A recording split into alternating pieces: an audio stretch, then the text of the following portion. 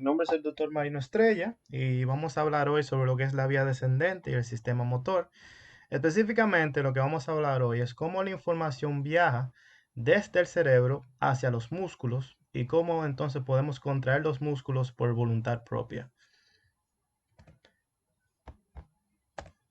Entonces lo primero que vamos a explicar es dónde viene ese estímulo, o sea, de dónde proviene el estímulo que permite que nosotros podamos contraer los músculos.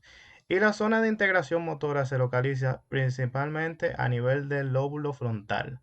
Tenemos que cada uno de los lóbulos cerebrales tiene funciones predominantes. En el caso del lóbulo frontal, su función es predominantemente motora. A nivel parietal, su función es predominantemente sensitiva. A nivel occipital, tiene una función predominantemente visual. Y a nivel temporal, tiene una función predominantemente auditiva.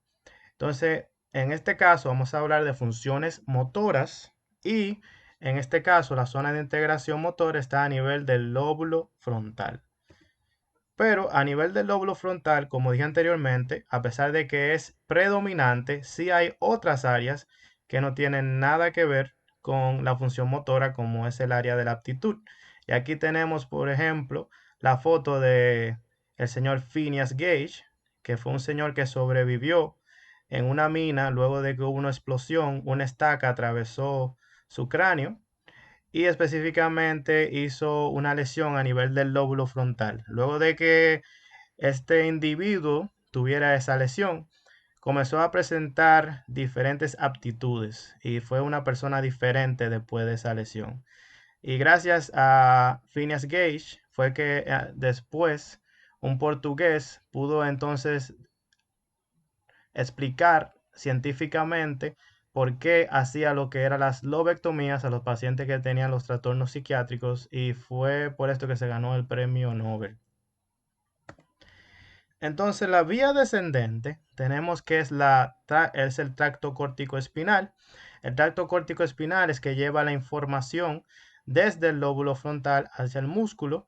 Como pueden ver aquí, este inicia a nivel del lóbulo frontal, baja por el tallo encefálico y cuando baja por el tallo encefálico, aquí hay algo importante que es que ocurre una decusación. Eso quiere decir que la información correspondiente a su hemicuerpo izquierdo realmente proviene de lo que es el lóbulo frontal derecho.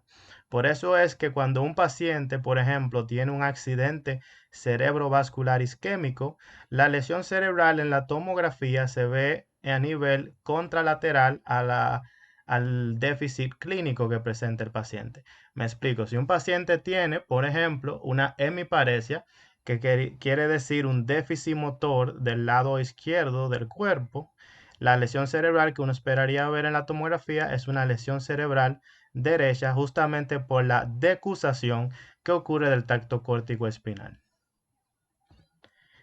Entonces, vamos a ver esto a través de estas animaciones. Aquí este punto negro va a ser el estímulo neuronal que inicia, como expliqué anteriormente, a nivel del lóbulo frontal. Entonces, desde el lóbulo frontal tenemos la zona de integración, la cual desciende a través del tracto córtico espinal, llega finalmente a lo que es la médula espinal y sale a través del asta anterior, que el asta anterior a nivel de la médula espinal es motora y es eferente. Eferente quiere decir que la información sale de la médula espinal y motora porque es una información voluntaria, en este caso, que va a ir hacia el músculo.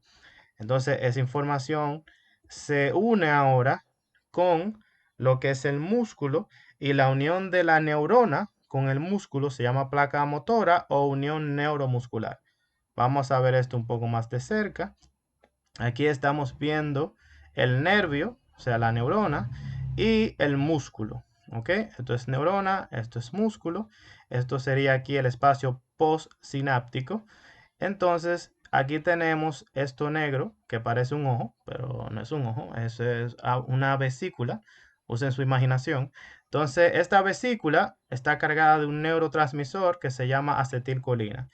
Entonces, gracias al complejo de Snare, que es un complejo coproteico que media el movimiento de esta vesícula, la vesícula se mueve en la neurona y luego, cuando entra el calcio hacia la neurona, entonces sale la acetilcolina por un proceso macromolecular, o sea, por un transporte macromolecular llamado exocitosis, sale la acetilcolina y se une a un receptor que está en el músculo. Vamos a ver esto ahora más microscópico.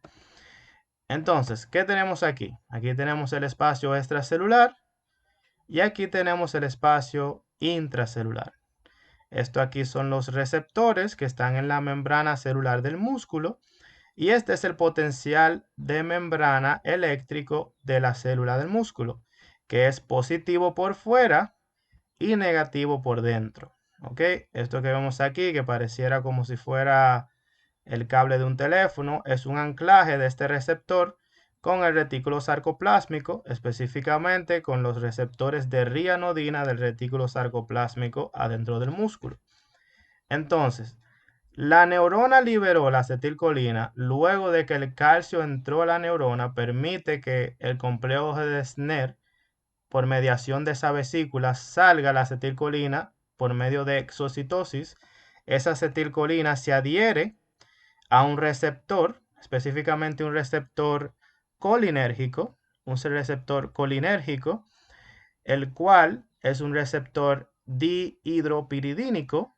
Ese receptor dihidropiridínico colinérgico permite que abra la compuerta de este receptor, se abre la compuerta de ese receptor y permite, la acetilcolina no entra, pero permite que el sodio entre hacia adentro de la célula. Permite que el sodio entre y como el sodio es un catión, recordemos esto de la clase de potencial de acción, como el sodio es un catión, dígase un electrolito cargado de manera positiva, pues entonces el interior se va a tornar de negativo a positivo. Y este proceso en la cual el interior de la célula se torna positivo lo llamamos despolarización. Cuando se torna de negativo a positivo es despolarización. Recuerden que el interior de la célula, como vimos anteriormente, es negativo de unos menos 90 milivoltios más o menos. Y con la despolarización se positiviza a alrededor de más 35 milivoltios. Cuando ocurre la despolarización, inmediatamente se inactiva este canal. Eso se inactiva porque hay una compuerta en la parte interna de este receptor que se cierra y no permite que entre más sodio hacia adentro del medio intracelular. ¿Ok? Entonces el potencial de membrana, como se fijan, sigue positivo, pero ya no puede entrar más sodio hacia adentro de la célula. Esto corresponde a lo que es el periodo refractario, el cual dice que una célula una vez es despolarizada, pues no puede ser despolarizada de nuevo. Entonces, luego de que esto ocurre y el canal es inactivado, el receptor dihidropiridínico con el anclaje que tienen los receptores de rianodina se activa y entonces ese anclaje, esa unión que hay entre lo que es el receptor dihidropiridínico y los receptores de rianodina del retículo sarcoplásmico abren la compuerta de los receptores de rianodina del retículo sarcoplásmico, los cuales están cargados de calcio y permiten que el calcio salga hacia el citosol de la célula. O sea, permite que salga el calcio hacia el medio intracelular de la célula. Entonces vamos a ver qué pasa con ese calcio. El calcio cuando sale, tenemos que las fibras musculares que forman el músculo son las fibras musculares de actina, que son fibras musculares delgadas, y fibras musculares de miosina, que son fibras musculares gruesas. Cuando sale el calcio del retículo sarcoplásmico, se une a esta estructura que ven aquí, que tiene forma de triángulo, que se llama la troponina. La troponina está separando los filamentos de actina y miosina y cuando el calcio sale del retículo sarcoplásmico se une a esa troponina, hace un cambio estructural y permite que haya un movimiento de esta manera en la cual se superimponen las actinas sobre la miosina y esto es que da lugar a la contracción muscular. ¿Ok? Este movimiento en el cual se superpone la actina sobre la miosina se llama el power stroke. El power stroke no es más que justamente la contracción músculo-esquelética. Todo esto es mediado gracias por la descarga eléctrica que inició a nivel del lóbulo frontal y llegó hacia el músculo esquelético, haciendo entonces el movimiento que deseemos. ¿Ok? O sea, si queremos mover el músculo, o sea, queremos flexionar el músculo, todo ocurre de manera voluntaria a nivel del lóbulo frontal. ¿Ok? Y por eso es que podemos entonces mover un músculo, o sea, escribir, mover un músculo, mover las piernas. Todo esto ocurre de manera eficiente en milisegundos. Esto que vemos aquí son los puentes cruzados, que son los que permiten la unión entre la actina y la miosina. Entonces, ya luego de que tuvimos la contracción muscular, necesitamos volver a reposo, o sea, necesitamos volver a como estaba todo antes. Dígase que el interior de la célula estaba negativo, el exterior estaba positivo. Entonces, necesitamos volver al gradiente químico inicial. Entonces, ¿qué hacemos para volver al gradiente químico inicial? Lo primero que tenemos que arreglar es el potencial de membrana que está positivo en su interior. Entonces, lo que hacemos es que sacamos el potasio hacia el medio extracelular y entonces cambiamos la positividad a negatividad. La cambiamos porque el potasio, recuerden que es un electrolito cargado positivamente, dígase un catión. Al potasio salir al medio extracelular, entonces vuelve y torna negativo el interior de la célula. Al sacar positividad, pues entonces tornamos más negativo el medio intracelular. Pero como se fijan, ahora tenemos un problema. Dígase que el potasio ha salido hacia afuera y el sodio ha salido hacia adentro y el potencial de membrana se ha restaurado, pero aún tenemos un gradiente químico que debemos restaurar. Dígase que el potasio está afuera y el sodio todavía permanece adentro de la célula. Entonces, para poder volver el músculo, ¿ok?, al reposo, debemos de sacar entonces el sodio hacia afuera y el potasio debemos centrarlo hacia adentro a través de la bomba sodio-potasio ATPasa, la cual restaura el gradiente químico y vuelve todo a como estaba a su normalidad.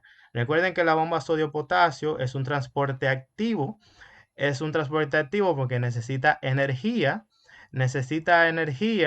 porque es en contra del gradiente, o sea, va de un lugar donde hay menor concentración a un lugar donde hay mayor concentración, porque el movimiento de el potasio de afuera de la célula hacia adentro, recuerden que el potasio es más abundante adentro de la célula, es un movimiento en contra de gradiente, igual mover el sodio de adentro de la célula hacia afuera es en contra del gradiente y por eso es que necesitamos la molécula energética por excelencia que es ATP, o sea, necesitamos adenosín trifosfato para poder hacer este movimiento.